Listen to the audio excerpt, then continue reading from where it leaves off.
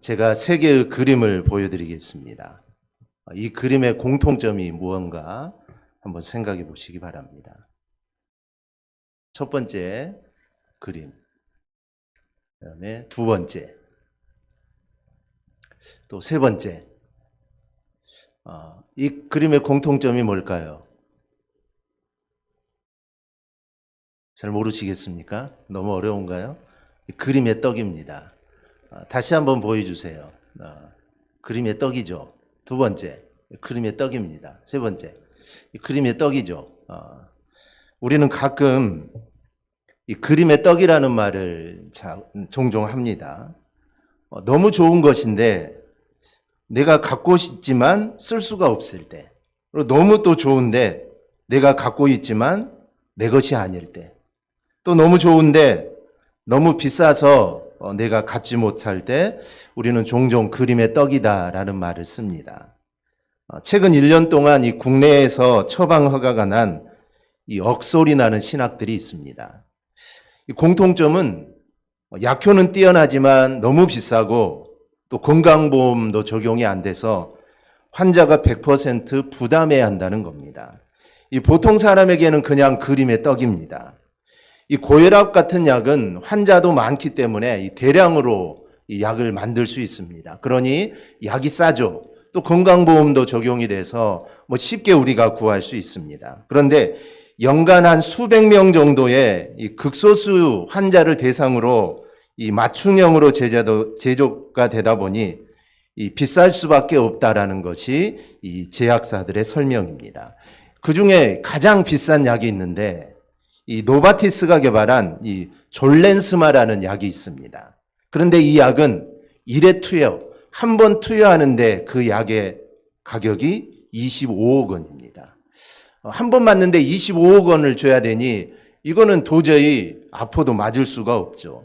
이 약은 환자의 90%가 2살을 넘기지 못하고 사망하는 이 척수성 근육 위축증을 이 주사 한 방으로 치료할 수 있다라는 그런 약인데, 그런 신약입니다. 그런데 세계에서 가장 비싼 약인 탓에 이거는 그림의 떡입니다.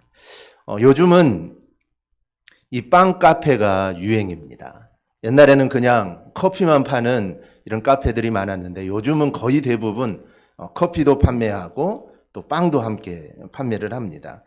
가보면 정말 갖가지 빵들이 진열되어 있는데 군침이 돌죠. 그런데 이 내시경 검사나 여러 가지 이유로 금식 중이라면 그 맛있는 빵이 이건 그림의 떡입니다. 누가 사준다고 해도 이건 먹을 수가 없죠. 이 보는 것과 먹는 것은 이 천지 차이입니다. 먹는 것을 쳐다만 봐야 하는 사람의 그 심정을 누가 알 수 있겠습니까? 한마디로 이 괴로움이라는 단어로밖에 표현할 수가 없습니다. 저희 아버님은 평생 동안 시골에서 목회를 하셨습니다.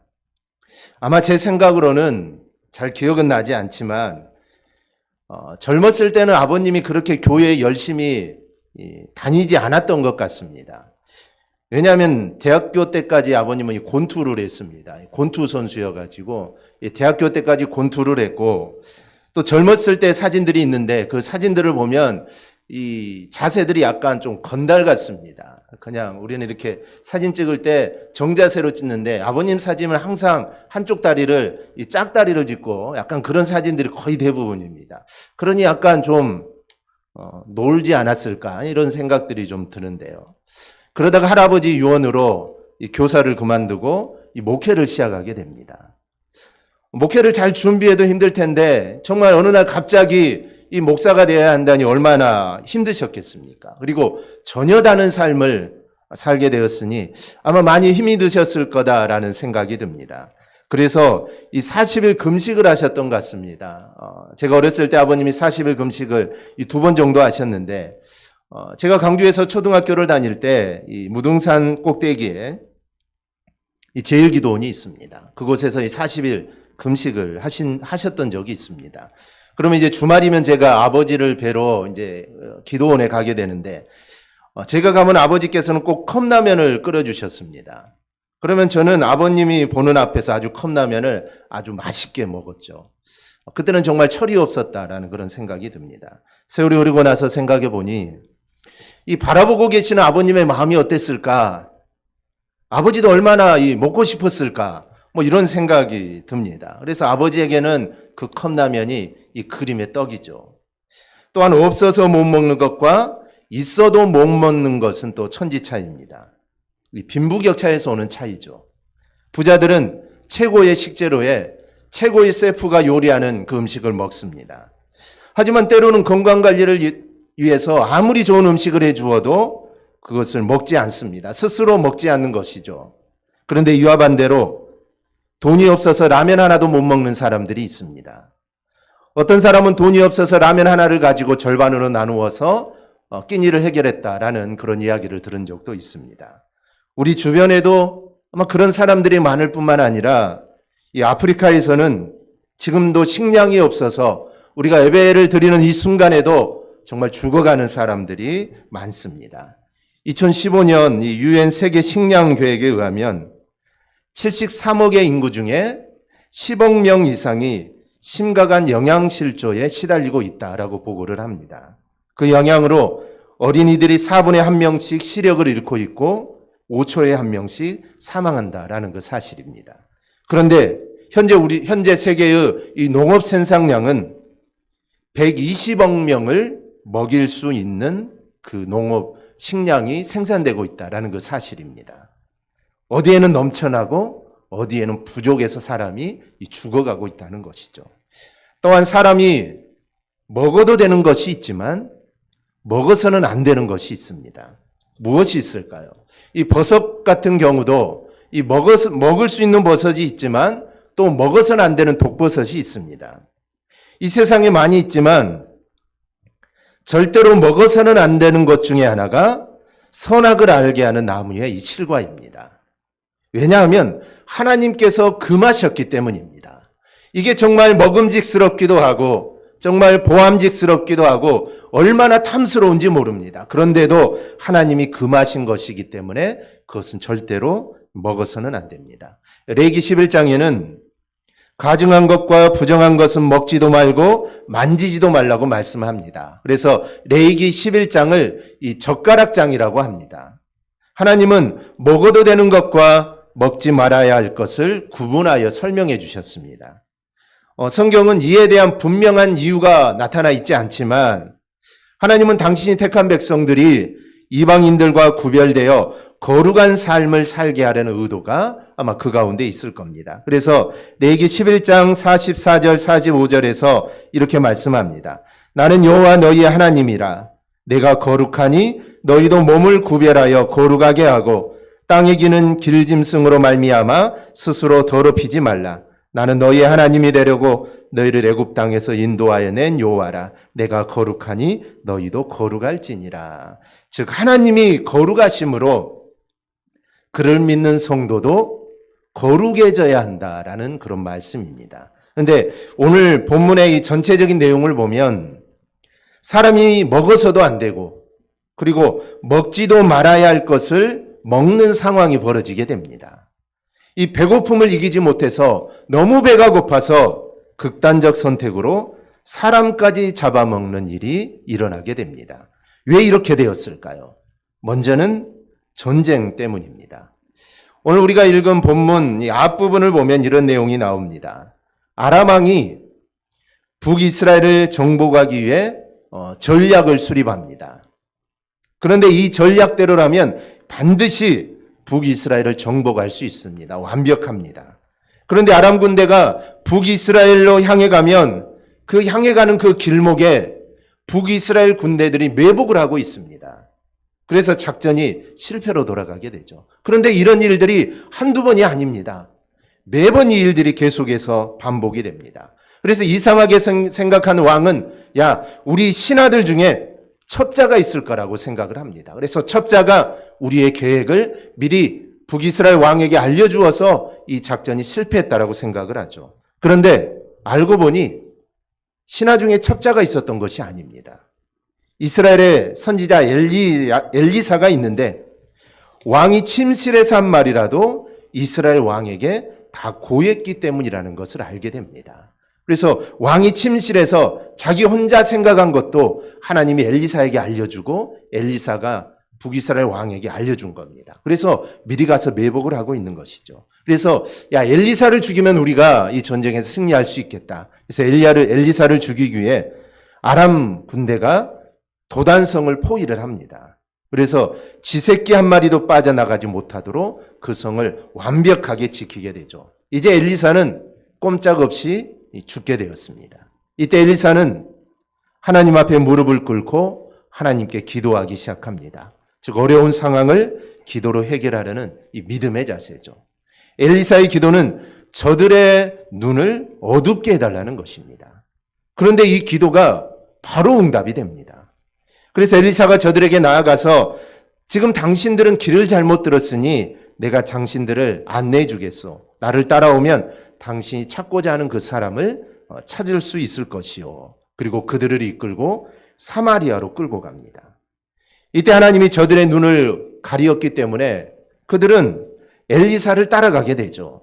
그리고 그들은 사마리아 한복판에 이르게 됩니다. 이때 엘리사가 또 하나님께 기도합니다. 여호와여, 이 무리의 눈을 열어서 보게 하옵소서. 그랬더니 그들의 눈이 열리게 되죠. 그런데 그들이 있는 곳은 사마리아 한가운데였습니다.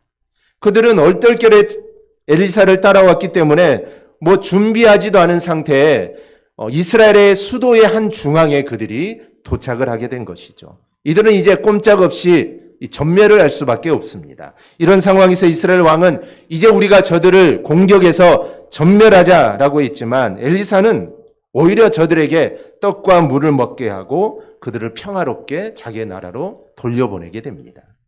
아람은 엘리사로부터 이런 은혜를 받았습니다. 목숨을 건진 것이죠. 그런데 아람 군대가 이 은혜를 저버리고 군대를 모아 이스라엘을 침략해서 수도 사마리아를 포위를 하게 됩니다. 24절입니다. 이후에 아람 왕 베나닷이 그의 온 군대를 모아 올라와서 사마리아를 에워싸니, 아람 군대가 사마리아를 에워싸니 시간이 지나면서 식량이 떨어지고 말게 됩니다. 그러다 보니 평상시에는 부정하다고 정말 먹지 않았던 나귀 머리고기까지 가격이 천정부지로 올라가게 됩니다. 25절을 보니 나귀 머리 하나에 은 80세겔이요 비둘기똥 4분의 1 값에 은 5세겔이라. 1세겔은 노동자의 4일 품삯에 해당됩니다. 그러면 80세겔이라면 일반 노동자 320일 품삯인데 이렇게 엄청난 돈을 주고서도 나귀 머리 하나 구하는 것조차 이제 쉽지가 않습니다. 설상가상으로 기근까지 겹쳐서 식량값은 천정부지로 올라가게 되고 먹을 것을 구하는 것은 이제 하늘의 별 따기가 되었습니다. 이제 살 길은 단 하나입니다. 이제 살 길은 전쟁밖에 없습니다. 차라리 성문을 열고 나가서 싸워서 전쟁을 하다 죽든지 아니면 적들에게 투항을 하고 죽든지 이제 이 선택의 기로에 놓이게 됩니다. 거의 1년치의 품삯으로 하루의 식량을 구하기도 힘든다는 것은 이제 끝이 왔다는 것입니다. 더 이상 이제는 버틸 수가 없습니다. 먹지 못해 배고픔을 견디지 못하고 굶주림에 죽어가는 상황에서 절대 해서는 안 되는 이해할 수 없는 일들이 일어나게 됩니다. 즉 사람을 잡아먹는 일들이 일어나게 됩니다. 이 부모가 자기 자녀를 잡아먹는 사건은 오늘 성경뿐만 아니라 후에 바벨론 왕 느부갓네살이 유다를 침략할 때도 있었습니다.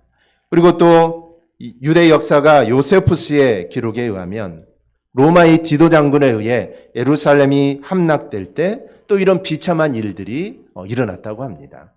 우리나라에도 인육을 먹었다는 기록이 있습니다. 임진왜란, 또 정묘호란, 병자호란, 무려 50년 가까이 전쟁으로 인해 조선의 백성들의 삶이 비참해졌습니다. 설상가상으로 경술련과 신해년에는 조선 역사에서 가장 참혹한 경신 대기근이 일어나게 됩니다. 그러다 보니 인구의 4분의 1 정도인 무려 100만 명의 아사자가 발생했다고 하는데 바로 그때 죽어가는 사람, 쓰러진 사람의 인육을 먹었다는 이 기록이 있습니다. 이렇게 사람이 굶어 죽어가게 되면 살기 위해서 사람을 잡아먹게 됩니다. 그런데 이런 참혹한 인간의 모습을 사실 그대로 성경은 기록하고 있습니다. 둘째로는 이러한 일이 일어난 이유는 하나님을 온전히 섬기지 못했기 때문입니다. 이러한 일이 벌어진 일은 전쟁 때문입니다. 그런데 이 전쟁이 일어나게 된 원인이 이 일의 진짜 원인이 됩니다. 그것은 바로 그들이 하나님을 떠나서 우상 숭배를 한 것이 그 원인입니다. 이스라엘이 남북으로 갈라진 후에 북이스라엘 백성들은 예배하러 남유다로 내려가게 됩니다. 왜냐하면 남유다에 있는 예루살렘의 성전이 있기 때문에 나라는 남북으로 나누어졌지만 그래도 신앙을 저버릴 수 없었기 때문에 절기가 되면 그들은 유다로 내려가게 되죠. 그래서 북이스라엘은 아예 처음부터 베델과 단에 금송아지를 만들어 놓고 이것이 바로 하나님이다라고 말을 하고 그것에다 예배를 하게 됩니다. 이렇게 북이스라엘 백성들은 처음부터 우상에 빠져 있었던 겁니다. 그런데 그 우상 숭배가 결국 오늘 본문과 같은 상황을 만들게 됩니다. 우상 숭배는 우상 자체도 문제지만 마음속에서 이미 하나님을 멀리했다는 것이 더 문제입니다. 로마서 1장 28절에서 그 모습을 이렇게 지적합니다. 또한 그들이 마음이 하나님 두기를 싫어하며 하나님께서 그들을 그 상실한 마음대로 내버려 두사 합당하지 못한 일을 하게 하셨으니 이 마음에서부터 하나님 두기 싫어하는 것이 문제입니다. 마음에서 하나님을 멀리하면 그 마음 중심에 내 자신이 주인이 됩니다. 말이 내 자신이 주인이지 자신은 결코 내 마음을 주장할 수 없습니다. 마음이 내 마음이 아닌 것처럼 절대로 인간은 자신의 마음을 주장할 수 없습니다. 즉 육신의 욕망이 자신의 마음을 움직일 뿐입니다. 그래서 로마서 1장 28절 이후에는 그 결과들이 이렇게 나옵니다. 즉 하나님을 멀리하고 내가 내 자신의 주인이 되고 내 육신의 욕망이 내 자신을 주장할 때 이런 일들이 일어납니다. 불의와 추악과 탐욕과 악의가 가득한 자요. 시기와 살인과 분쟁, 사기, 악독이 가득한 자요. 마음에 자기가 들어가 있으면 그 마음에 온갖 욕망들이 솟구칩니다. 나는 하지 않아야겠다. 나는 이런 마음을 가져서는 안 되겠다라고 내가 생각하지만 그렇게 되지 않습니다. 육신의 욕망이 나를 주장하게 되죠. 그래서 욕망이 온갖 죄를 불러 들어오게 되는 것입니다. 자신이 주인하고 하지만 사실은 사탄에 의해 조종을 받고 있는 겁니다. 그래서 인간의 마음에서 하나님 두기를 싫어하고 자신이 주인이 되는 순간 모든 문제가 바로 거기에서부터 시작이 되는 것입니다. 그래서 우상 숭배도 문제지만 하나님을 두기를 싫어하면 이런 제약들이 그때부터 나에게 들어오게 되는 것입니다. 이런 모습은 엘리사 시대나 지금이나 인간이 존재하는 곳은 어디서나 동일합니다. 그러니 하나님이 진노하지 않을 수 없습니다. 인간의 이기적인 마음 때문에 자연 환경은 파괴되고 기근이 지속되고 국가 간 전쟁으로 영토는 황폐되고 식량이 고갈되어 식량 위기가 올 수밖에 없습니다. 지구상에 발생하는 모든 재앙들, 전쟁, 질병, 기근, 지진 등 거의 대부분이 인간의 이기심이나 욕심에서 발생한다고 해도 이거는 틀리지 않습니다. 우상 숭배도 인간의 욕심과 이기심에서 출발을 합니다. 이 보이지 않는 우상은 인간의 욕심과 이기심이 만들어낸 이 물건인 뿐입니다. 마음에 하나님 두기를 싫어하는 인간은 자신이 신이고 자신이 세상의 주인이라고 생각을 합니다. 그래서 모든 것들을 자기 중심으로 생각하고 판단을 합니다. 그런데 이것은 시대가 가면 갈수록 이 모습은 더 심해질 수밖에 없습니다. 그럼 이런 세상에서 우리 그리스도인들은 어떻게 해야 할까요? 특별한 방법이 따로 있는 것이 아닙니다. 아주 간단합니다. 하나님께서 말씀하신 대로 하면 됩니다. 그것은 엘리야 시대나 지금이나 마찬가지입니다. 먼저는 하나님의 말씀을 듣고 보아야 합니다. 하나님을 바라보며 오직 믿음으로 살기 위해서는 우리는 말씀을 듣고 보는 것은 이거는 필수입니다. 내가 하나님 말씀을 보지도 않고 내가 하나님 말씀을 듣지도 않으면서 내가 하나님의 뜻을 깨닫고 믿음으로 산다는 건 이거는 불가능한 것입니다.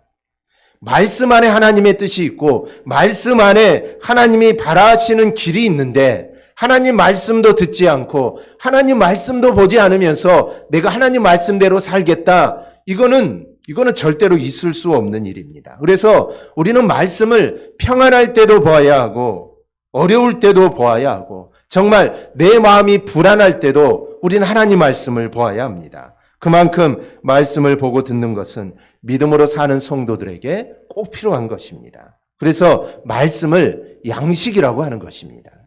양식을 먹지 않으면 정말 사람도 잡아먹을 만큼 정말 생존의 절대 요소입니다. 그러니 성도는 하나님의 자녀는 이 말씀이 절대 요소입니다. 말씀을 먹지 않으면 영혼이 궁핍함으로 무엇이든지 먹게 되는 것입니다. 굶주리면 사람도 잡아먹듯이 말씀을 먹지 않고 굶주리면 결국 영혼을 죽이는 우상을 받아들이게 되는 것입니다. 그러니 성도는 하나님 말씀을 사모하고 말씀을 읽고 듣고 우리는 묵상을 해야 합니다. 오늘 본문에도 가장 비참한 상황 속에서 하나님의 말씀이 임합니다. 문제를 해결할 수 있는 말씀이 임하는데 그 말씀이 주시기 전에 엘리사 선지자가 먼저 이렇게 말하죠. 여호와의 말씀을 들을지어다 라고 명령을 합니다. 예언을 하기 이전에 이 말씀을 하는 것은 예언의 말씀이 얼마나 중요한지를 지금 강조하는 것입니다. 그리고 이제 정말 중요한 하나님 말씀을 주십니다.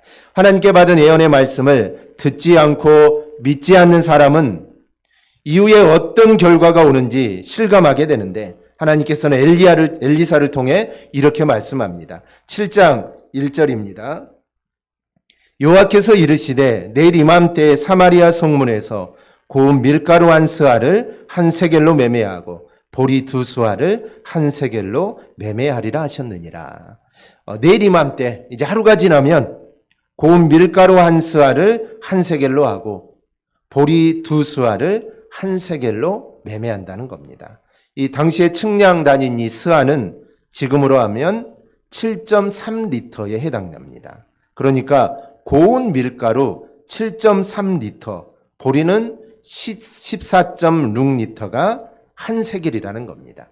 이 앞절 6장 25절에는 먹지도 않던 나귀 머리 하나가 은 80세겔에 매매가 되었습니다.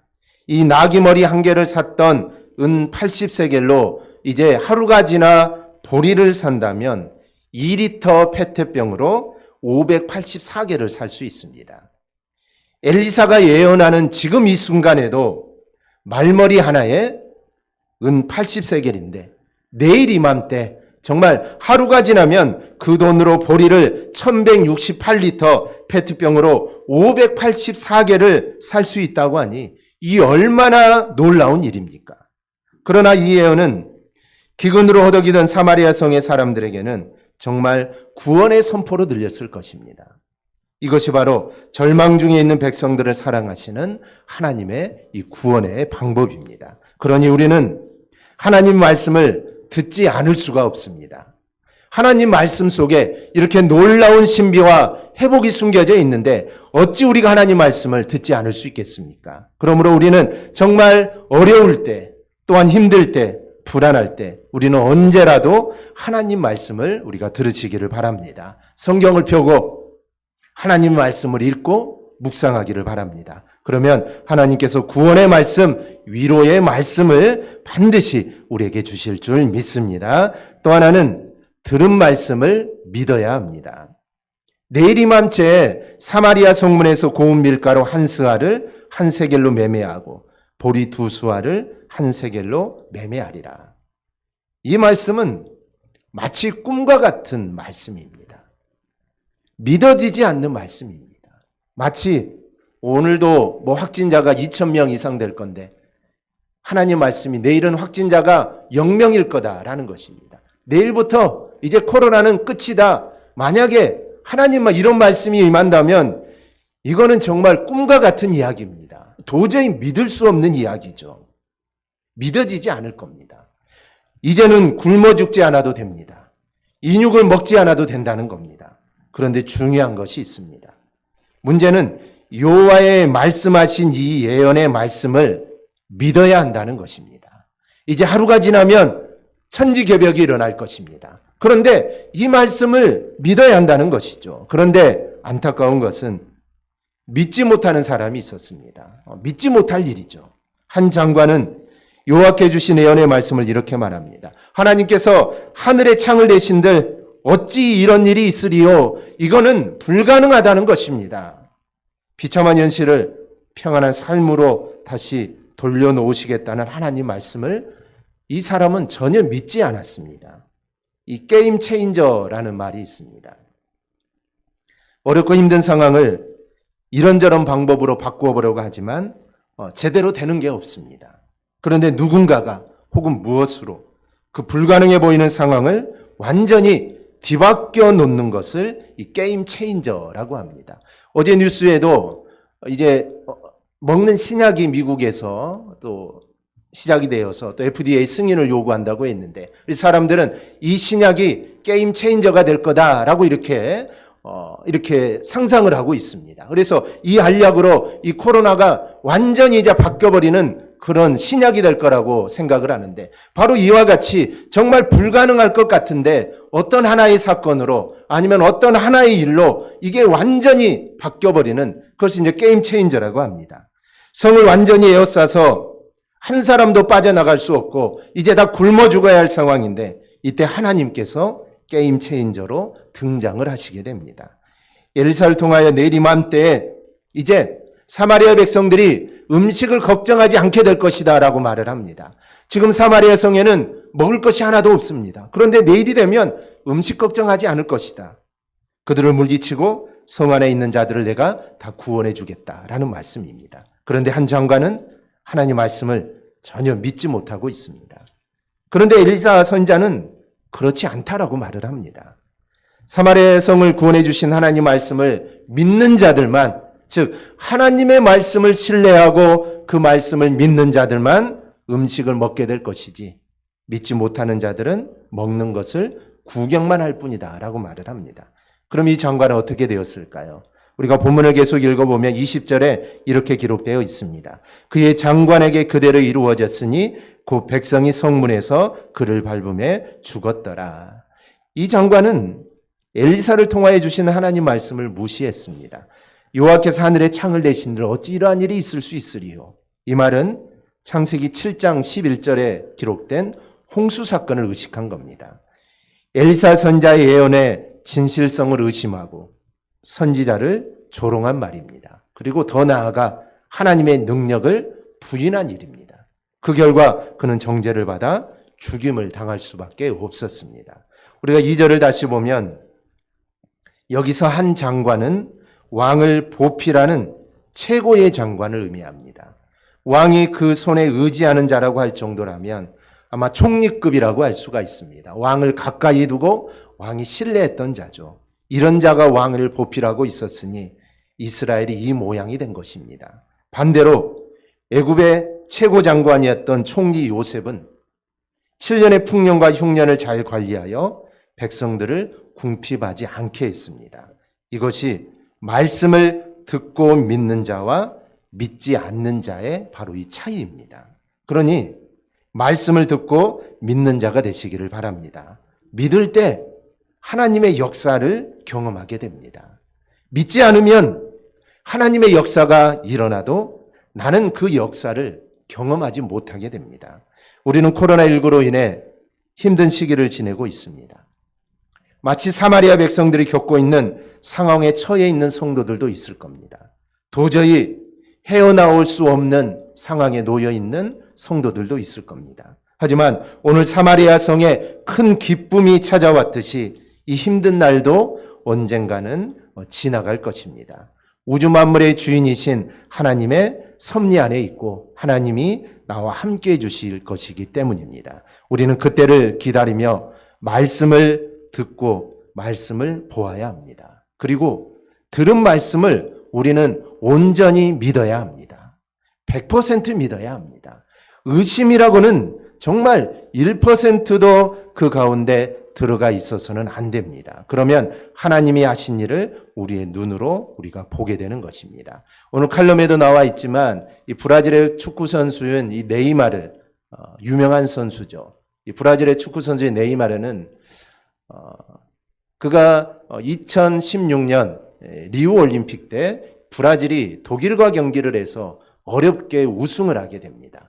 그런데 그가 우승을 하고 나서 시상식에 나왔을 때 그는 머리띠 하나를 차고 나왔는데 그 머리띠에는 100% 지저스라는 글귀가 새겨져 있습니다. 이 말의 뜻은 100% 주님이 하셨다라는 것입니다. 100% 주님이 하셨다. 100% 주님을 신뢰한다라는 것이죠.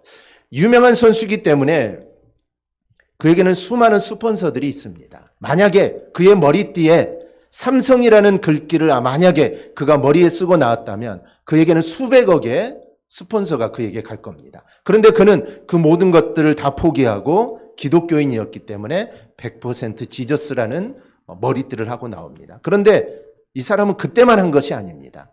우승할 때마다 그 띠를 띠고 나옵니다. 이 우승은 내가 한 것이 아니라 100% 주님이 하셨다. 즉 자기의 신앙을 고백한 것이죠. 그는 믿었다는 것이죠. 하나님이 함께 하셔서 주님이 함께 하셔서 내가 지금 우승을 했다라는 것입니다. 우리도 정말 하나님의 말씀, 하나님이 나와 함께 하심을 내가 100% 믿으면 하나님이 그 하신 일을 우리의 눈으로 우리는 반드시 보게 될 것입니다. 바로 오늘 사마리아 성에 임했던 이 회복이, 이러한 회복의 은혜가 오늘 말씀을 듣는 우리 모든 성도들을 위해 가득 임하기를 주님의 이름으로 축복합니다. 아멘. 기도하겠습니다.